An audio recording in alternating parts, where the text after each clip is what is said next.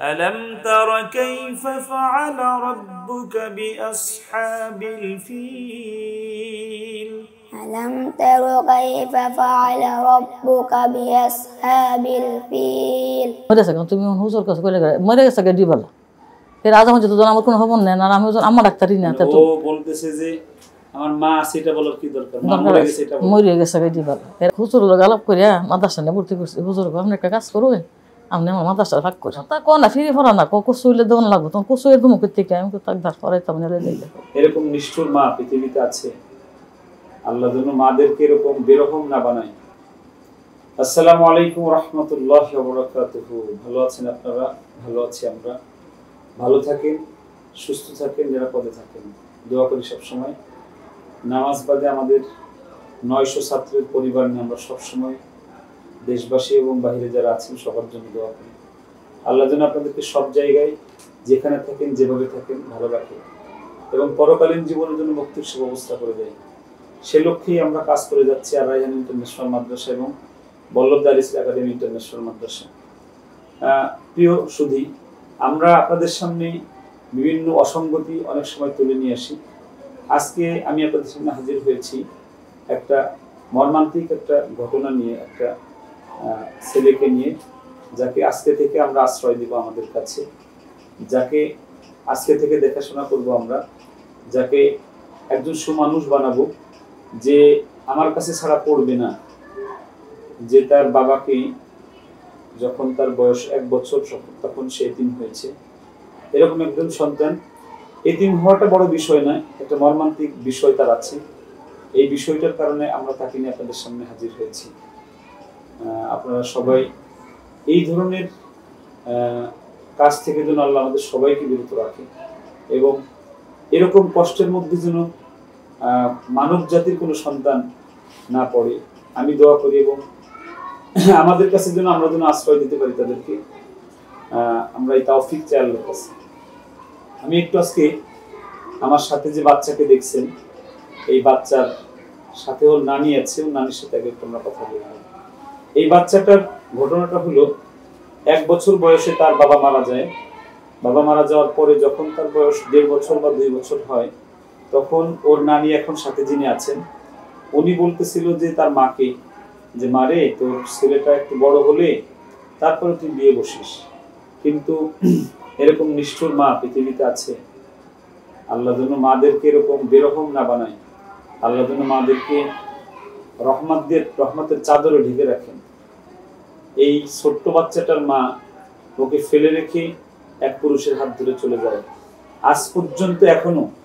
এই ছেলেটার কোনো খবর বা একটা ফোন করে নাই সেই থেকে আজ অবধি সেই 1.5 বছর থেকে আজ অবধি ওর নানি এই ছেলেটিকে মানুষের বাসায় কাজ করে করে মানুষ করার চেষ্টা করেছে কোনো কাজে ভর্তি করে দেয় নাই বা রাস্তায় ঠেলে দেয় নাই বস্তিতে ঠেলে দেয় নাই ঠেলে না দিয়ে নিজের রক্ত পানি করে একটা অসহায় এতিমকে মিসকিনও বলা যায় মা বাবাহীন একজন মানুষকে মানুষের বাসায় কাজ করে আল্লাহর কোরআন শেখানোর চেষ্টা করেছে আমার খবর পাওয়ার পর আমার কাছে আসছে যে আমি যেন তাকে আশ্রয় দেই আমি যেন তাকে আমার মতো করে পড়াই আমার কোঠায় এখন যা আছে আমার 400-450 ছাত্র এখানে আমার 20 জন নেওয়ার কথা আমি অলরেডি 27 জন নিয়েছি ও হলে আজকে 28 জন হবে তারপর আমি নিয়েছি আমি আজকে নিয়ে নিলাম আমি মাদের কাছে যারা ভিডিওটি দেখবে মাদের কাছে আমার বিনীত আরজ মেহেরবানি করে এত বেরহম হয়েন না সন্তানকে আমি এরকম মাও দেখেছি আমাকে কালকে দুবাই থেকে এক মা ফোন করেছে ওখানে কাজ করেন ওনার স্বামী নেই উনি বলতেছিল যে হুজুর আমার ছেলেটাকে আপনি একটু বাড়িতে নিয়ে আসেন আমি যত টাকা লাগে আমি দেবো প্রয়োজন হলে আমার কিডনি বিক্রি করে আমার সন্তানকে পড়াবো আমরা কিন্তু এই মাদেরকে এই মহিষী মাদেরকে আমরা চিনি আমরা এই বাচ্চার মা যে এরকম মাকে আমরা চিনি না আমরা জানি না আমাদের পরিচয় ছিল না আজকে আমরা জানতে পারলাম যে এরকম মাও আছে যে তার সন্তানকে রেখে চলে যায় এরকম 9 বছর কোনো খবর ফোন দেয় না খবর নেন এরকম মাও পৃথিবীতে আছে ওই মা যদি এই ভিডিওটি দেখেন আপনার কাছে আরজ থাকবে এই সন্তানকে এত এতিম মিসকিন বানায়েন না আল্লাহ আপনাকে ভালো রাখুক প্রিয় মা ভালো আছেন আপনার নাম কি হোসনে আরা বেগম হোসনে আরা বেগম আপনার স্বামীর নাম মোহাম্মদ শাহজাহান। মোহাম্মদ শাহজাহান। শাহজাহান আলী। উনি কি বেঁচে আছেন? আচ্ছা। আচ্ছা, কাজ করে? রিক্সা চালান। রিক্সা চালায়। আচ্ছা আচ্ছা। আর আপনার গ্রামের বাড়ি কোথায়?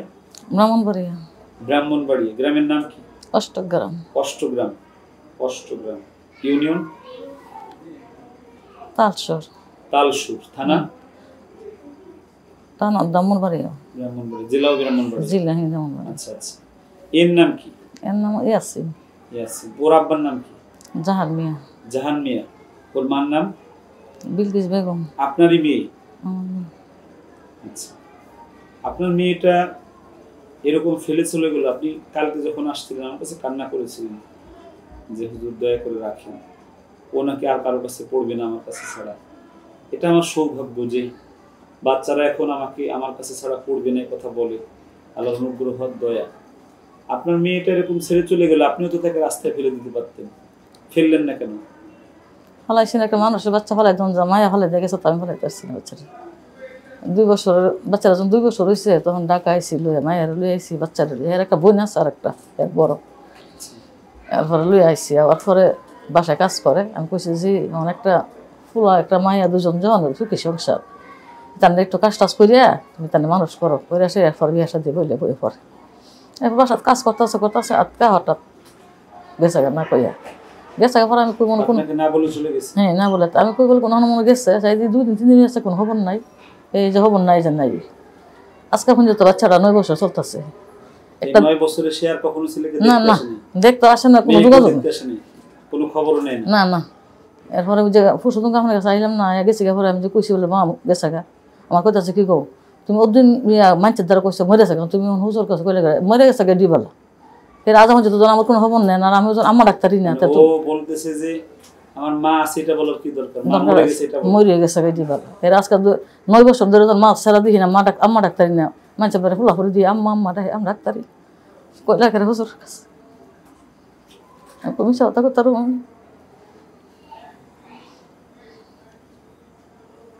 এর বড় একটা বই, এটা একটু বড় আসছে। এরপরে বাসাত দিছে কাম করতো, বাসাত কাম করতে গেলে মহিলারা ধীরে ধীরে মাইর দূর করে, ফোন করে। আমি গেলে এখন নানু আমার মারে বেঁধেছে বইন্ডারে। মাইর দূর করে, অনেক কাজ করা। বয়স মনে হের বড়, 9 বছর, এটা 10-11 বছর। এখন মনে করেন নানা আছে আমার কাছে। ওই তো মনে করেন সমস্যার কারণে হলে আমরা করে তালুম না।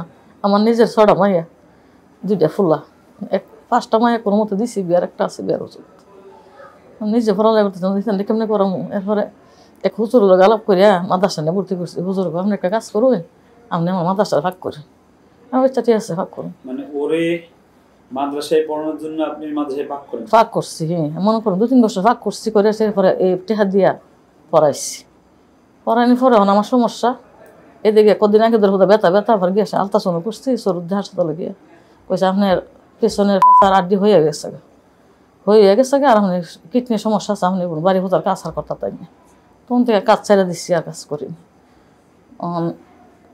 বেতন দিয়ে ফরাই তারি না, তখন লিয়ে করছি। তোর মোবাইল বলেন নাই যে এতিম আমরা ফ্রি পড়াই, বলেন এই কথা? এই কথা কো না, ফ্রি পড়া না, কচু হইলে দেওয়ান লাগবো। তখন কচু এর মুখের থেকে আমি তাক ধার পড়াইতাম নিলে জায়গা করে ওর মোবাইলের মাঝে দেখি। প্রিয় দর্শক,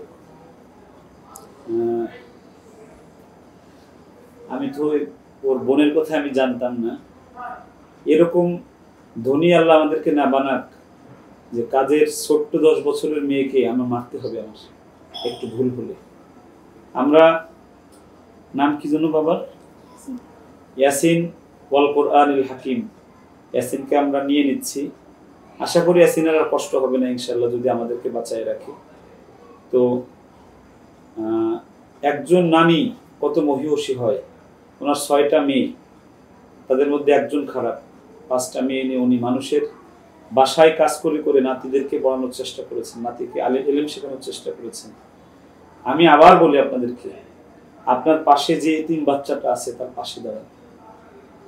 আপনার পাশে যে ছেলেটার বাবা মারা গিয়েছে তাকে একটা মাদ্রাসায় পড়ান আপনি, বা মাদ্রাসায় খোঁজ নিন। আপনার সন্তানটাও কিন্তু এতিম হতে পারে, অতএব এই এতিমদের মাথায় হাত দেন আপনি। আমাদের এখানে কোনো আমরা কালেকশন করি না, কোনো টাকা চাই না, আমি আমার টাকা দিয়ে পড়াই। তো আপনার পাশে বাংলাদেশে যত এতিমখানা আছে, মাদ্রাসা আছে, সব জায়গায় প্রতিদিন যান আপনার বাড়ির পাশে, এদের মাথায় হাত দেন। আমার রাসূল বলেন এতিমের মাথায় হাত দিলে আল্লাহর আরশে আজিম খুশি হয়ে যায়। এতিমের মাথায় হাত দিলে আল্লাহর আরশে আজিম খুশি হয়। আমার নবীজি এতিম ছিলেন। আমার নবীজির বয়স যখন 6 তখন মাকেও হারাই ফেলেন। আমার নবীজি আশ্রয়হীন মানুষ ছিলেন, আল্লাহ রাব্বুল আলামিন তাকে আশ্রয় দিতেন। আমার নবীজি বলেন যে এই এতিমদেরকে যদি কেউ সহযোগিতা করে, আমি নবী মুহাম্মদ রাসূলুল্লাহ সাল্লাল্লাহু আলাইহি ওয়াসাল্লামকে সহযোগিতা করা হয়। আমি অনেক আমল করতে পারি না, আমি অনেক ভালো কাজও করতে পারি না, তবে নিয়ত করেছি আমার নবী যেই কাজ করেছেন এতিমদের পাশে দাঁড়ানোর কাজটাকে আমি ভালোভাবে করব। তবে প্রতিদিন আমার কাছে 20 জন 25 জন এতিম আসে আমার সামর্থ্যের বাইরে। আমার গত মাসে আমার মাদ্রাসায় 26,40,000 টাকা ব্যয় হয়েছে, 23 লক্ষ টাকা আয় হয়েছে। ভর্তি ফিস পেয়েছিলাম 5.5 লক্ষ টাকা, তা না হলে প্রতিষ্ঠানের লস হতো। তারপরেও আপনারা সবাই দোয়া করবেন আমরা যেন এদের পাশে থাকতে পারি। এখন আমাদের 27 জন, ওকে নিয়ে 28 জন এতিম আমাদের এখানে, যাদের পৃথিবীতে কেউ নেই, আমরা তাদেরকে পালি। বাবা তোমার নাম কি? মোহাম্মদ ইয়াসিন। ইয়াসিন। তোমার আব্বুর নাম কি? জাহার মিয়া। জাহান মিয়া। তোমার আম্মুর নাম কি? বিলকিস। বিলকিস। তোমার গ্রামের নাম কি? ব্রাহ্মণবাড়িয়া। ব্রাহ্মণবাড়িয়া। আচ্ছা, তুমি এখন কি পড়ো? কোন ছুটি? কয় পারা হয়েছে? নতুন লইছি। একটা সূরা পড়ে শোনাও তো একটু আমাদেরকে। আউযু বিল্লাহি মিনাশ শাইতানির রাজীম। বিসমিল্লাহির রহমানির রহিম। আলাম তারা কাইফা ফাআলা রাব্বুকা বিআসহাবিল ফিল। আলাম ইয়াজআল কাইদাহুম ফি তাদলিল। বাস, আমার দিকে একটু দেখো তো, আমার মতো পড়তে পারবা? পারবা? দেখি বলি একটু পড়ো তো। আউযু বিল্লাহি মিনাশ শাইতানির রাজীম। আউযু বিল্লাহি মিনাশ শাইতানির রাজীম। মাশাআল্লাহ, তো বিসমিল্লাহির রহমানির রহিম। বিসমিল্লাহির রহমানির রহিম। মাশাআল্লাহ। ألم تر كيف فعل ربك بأصحاب الفيل ألم تر كيف فعل ربك بأصحاب الفيل ما شاء الله আমার মতো হতে চাও? জি। রেহান ভাইয়ের মতো হতে চাও? জি। আচ্ছা, তুমি তোমার মার চেহারা মনে আছে তোমার? জি না। বলতে পারো না মাকে কেমন দেখা যায়? জি না। মাকে দেখতে মনে চায়? হ্যাঁ? জি না। দেখতে মনে চায় না? কেন দেখতে মনে চায় না? বলো, তোমার যা মনে চায় সেটাই বলো। কেন মনে চায় না? ফালাই দিয়ে গেছে বাবা। ফালাই দিয়ে চলে গেছে জন্য ঘৃণার সৃষ্টি হয়েছে। জি বাবা, আল্লাহ কোরআনে বলছেন যে ওয়াকাযা রাব্বুকা আল্লা তা'বুদু ইল্লা ইয়াহু ওয়া বিল ওয়ালিদাইনি ইহসানা।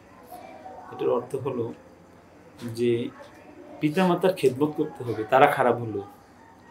এজন্য তুমি বেশি বেশি আল্লাহর কাছে দোয়া করবে যে আল্লাহ রব্বির হামহুমা কামা রাব্বায়ানি সগীরা। আল্লাহ তুমি আমার আব্বার কবরে জান্নাতের মালিক বানাও, আর আমার মাকে তুমি হেদায়েত দাও। আল্লাহ তুমি আমার মাকে বুঝ দাও। আল্লাহ তুমি আমার মাকে ভালো রাখো। পারবা ইনশাআল্লাহ?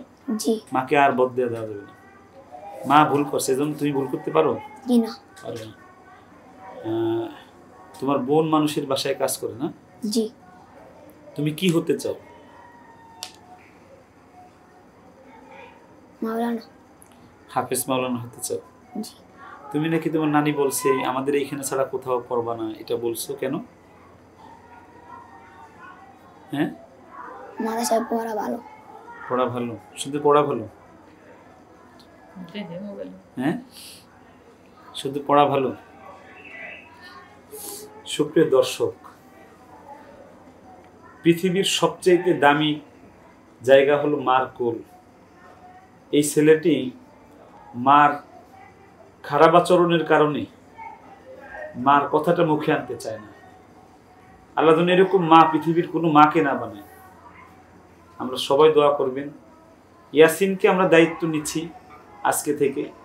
ইয়াসিনকে আমরা চেষ্টা করব আন্তর্জাতিক মানের একজন হাফেজ আলেম মাওলানা বানিয়ে তাকে একজন যোগ্য মানুষ বানিয়ে দেওয়ার চেষ্টা করব। আর ওর যে বোনটা মানুষের বাসায় কাজ করে, আমি দেখি ধীরে ধীরে চেষ্টা করব তাকে ও নিয়ে আসার। তাকে কিছু যদি করতে পারে তাহলে আমার ভালো লাগবে। আপনারা সবাই দোয়া করবেন আমাদের এই মাদ্রাসার জন্য, আর রায়হান ইন্টারন্যাশনাল মাদ্রাসার জন্য। আমরা যেন আজীবন আমরণ মরণ পর্যন্ত এই মাদ্রাসা দিয়ে এরকম এতিমদের আমরা মানুষের মতো মানুষ বানাতে পারি। প্রিয় ভাইরা, আমি আপনাদেরকে একটা লজিক্যাল একটা কথা বলি। আপনারা যারা ধনওয়ালা আছেন, টাকাওয়ালা আছেন, আপনারা একজন এতিমকে 5,000 টাকা দিবেন, 1 মাসে শেষ করে ফেলবে, খেয়ে ফেলবে। আমরা এই কাজ করতেছি না।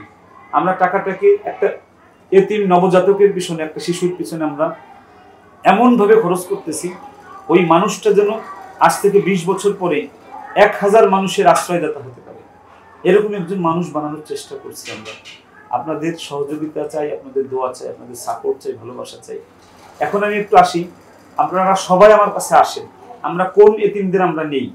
আমরা সেই এতিমদের নেই যার বাবা নেই, যার মা নেই, পৃথিবীতে যার কেউ নেই পরিচয় দেওয়ার মতো।